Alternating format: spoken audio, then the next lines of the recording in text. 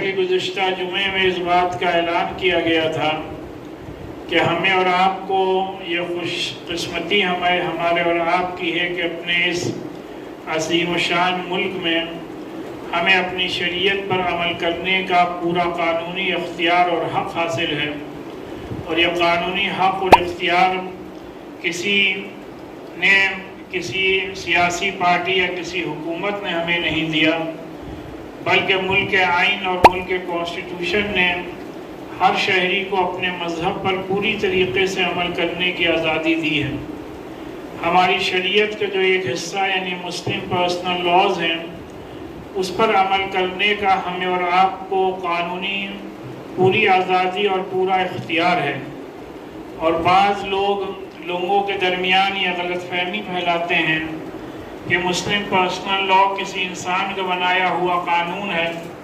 تو لہٰذا اس پر چاہے عمل کیا جائے یا عمل نہ کیا جائے،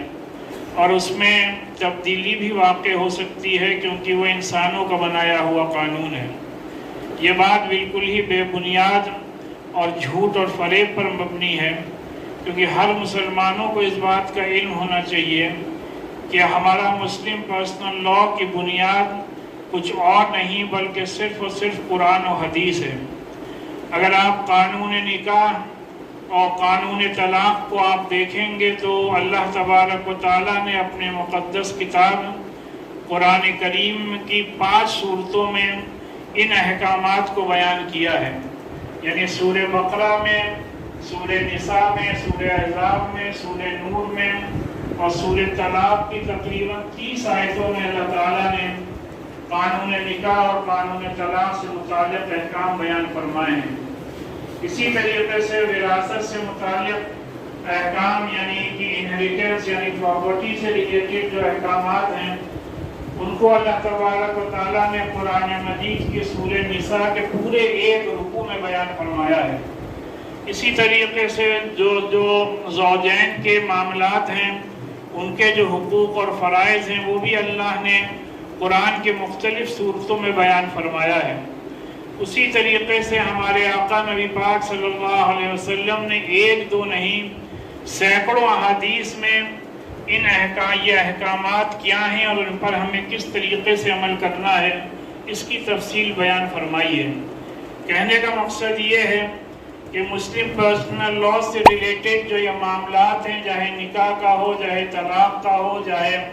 وراثت کا ہو، چاہے پراپرٹی میٹرز کا ہو، ان پر اگر قانونی طور پر بھی کوئی اس میں انٹرفیئرنس یا کوئی تبدیلی کی جاتی ہے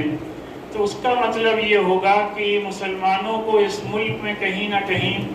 قرآن مجید کی تقریباً 40 آیتوں اور سینکڑوں احادیث پر عمل کرنے سے جبراً روکا جائے گا اور ان کو جبراً اس پر عمل کرنے سے محروم ہونا پڑے گا، جو کسی بھی ایک با ایمان اور اہل ایمان مسلمانوں کے لیے قابل قبول نہیں ہے۔ اسی لیے آل انڈیا مسلم پرسنل لا بورڈ پچھلے 1 مہینے سے اس بات کی اپیل کر رہا ہے کہ جو لا کمیشن میں ہم لوگوں کو اپنے جوابات بھیجنے ہیں، وہ پرسنل لا بورڈ اور دوسری تنظیمیں آلریڈی بھیج چکے ہیں، لیکن عوام سے بھی اپیل کی گئی ہے کہ عوام بھی زیادہ سے زیادہ اپنی رائے لا کمیشن تک اپنے ای میل کے ذریعے سے پہنچائیں،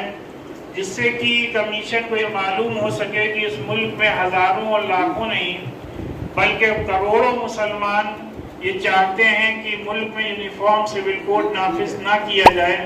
اور ہماری شریعت میں کوئی تبدیلی نہ کی جائے۔ اس سے پہلے 5 سال پہلے جب یہ مسئلہ اٹھا تھا تو پورے ملک میں پرسنل لا بورڈ نے تحریک چلائی تھی اور تقریباً 3.5 کروڑ خطوط اور لیٹرز اور اپلیکیشن لا کمیشن کے سامنے مسلمانوں کی طرف سے بورڈ نے پیش کی تھی،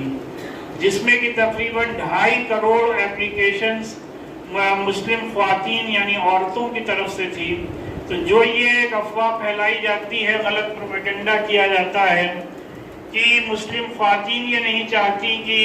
مسلم خواتین یہ چاہتی ہیں کہ نعوذ باللہ شریعت میں یا مسلم پرسنل لاز میں تبدیلی کی جائے، تو اس پروپیگنڈا کو جھوٹا ثابت کرنے کے لیے ہم لوگوں نے پورے ملک میں کوشش کر کے تقریباً 2.5 کروڑ درخواستیں اور اپلیکیشنز مسلم خواتین کی جانب سے لا کمیشن کو بھیجی، جس کے بعد لا کمیشن نے اس بات کا اعلان کیا تھا آج سے 5 سال پہلے کہ اپنے ملک میں یونیفارم سول کوڈ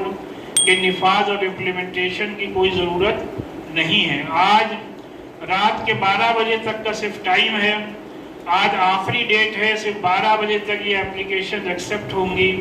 یہاں پر اسلامک سینٹر میں اس کے لیے ایک الگ ہیلپ ڈیسک بنائی گئی ہے، وہاں پہ مولانا سفیان نظامی اور غفران بھائی اور دوسرے لوگ وہاں پر بیٹھ رہے ہیں۔ آپ لوگوں سے گزارش ہے کہ اس فیسلٹی کا فائدہ اٹھاتے ہوئے خود بھی اپنی طرف سے یہ ای میل بھیجیں اپنے گھر والوں کی طرف سے، اور جو بھی آپ لوگوں کے جاننے والے ہیں اس کو اپنا قومی، مذہبی اور ملی فریضہ سمجھ کر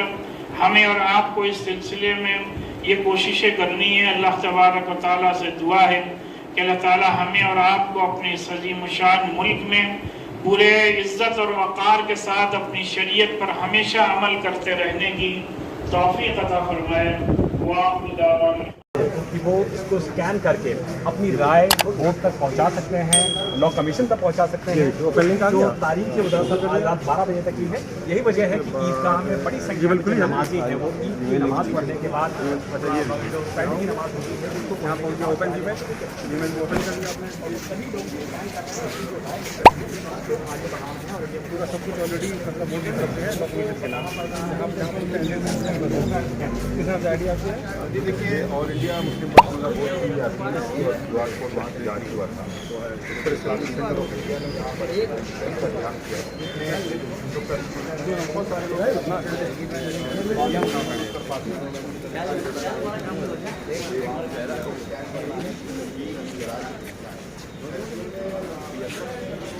تو 2 نمبر لگی ہے نا۔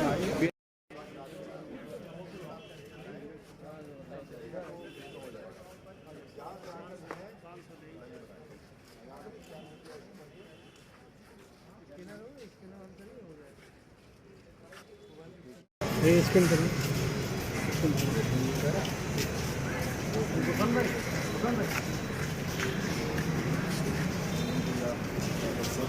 لائیے